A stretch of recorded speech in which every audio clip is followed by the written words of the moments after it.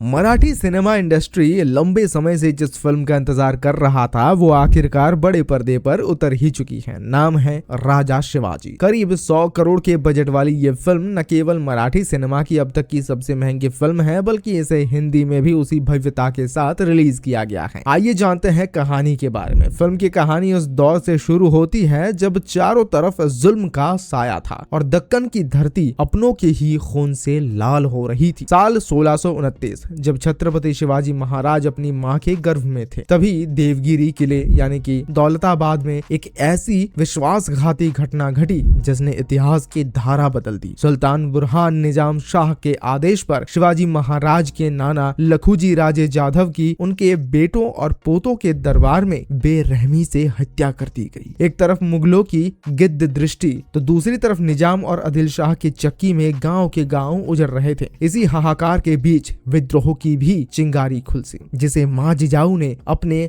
आंचल से हवा दी। उन्होंने अपने बच्चों को घुट्टी में ही स्वराज का संकल्प पिलाया और स्वाभिमान से जीना सिखाया। फिल्म का असली रोमांच तब चरम पर पहुंचा जब खुद को साक्षात्कार समझने वाला विशालकाय अफजल खान अपनी पूरी ताकत के साथ छत्रपति शिवाजी महाराज को कुचलने निकलता है। अब मुट्ठी भर मावलों के साथ महाराज उस पहाड़ी चूहे वाली राजनीति से उस राक्षस का अंत कैसे करते हैं, ये देखना रोंगटे खड़े कर देने वाला अनुभव है। और इसे महसूस करने के लिए आपको थिएटर में जाकर राजा शिवाजी देखनी होगी। रितेश देशमुख ने इस बार केवल कैमरे के सामने जादू नहीं दिखाया, बल्कि कैमरे के पीछे से जो लैंडमार्क फिल्म ने रचा है उसे देखकर आप कहेंगे छा गए गुरु। देखिए, बॉलीवुड में काम करते वक्त रितेश महज एक एक्टर होते थे, लेकिन जब बात मराठी सिनेमा इंडस्ट्री की आई और विषय छत्रपति शिवाजी महाराज जैसा विराट हो, तो रितेश के लिए ये जिम्मेदारी हिमालय जितनी बड़ी हो जाती है। क्योंकि छत्रपति शिवाजी महाराज महाराष्ट्र का गुरूर है, उनकी अस्मिता है। ऐसे में रितेश के कंधे पर एक मराठा होने के नाते विशाल दायित्व है। फिल्म के राइटिंग में गर्व और देशभक्ति का ऐसा तगड़ा ब्लेंड है जो सीधे दिल में उतर जाता है। निदर्शन के जरिए उन्होंने साबित कर दिया है कि वो सिर्फ एक अच्छे एक्टर ही नहीं, बल्कि ऐतिहासिक महागाथाओं के ऐसे माहिर खिलाड़ी हैं जो दबाव में बिखरते नहीं हैं,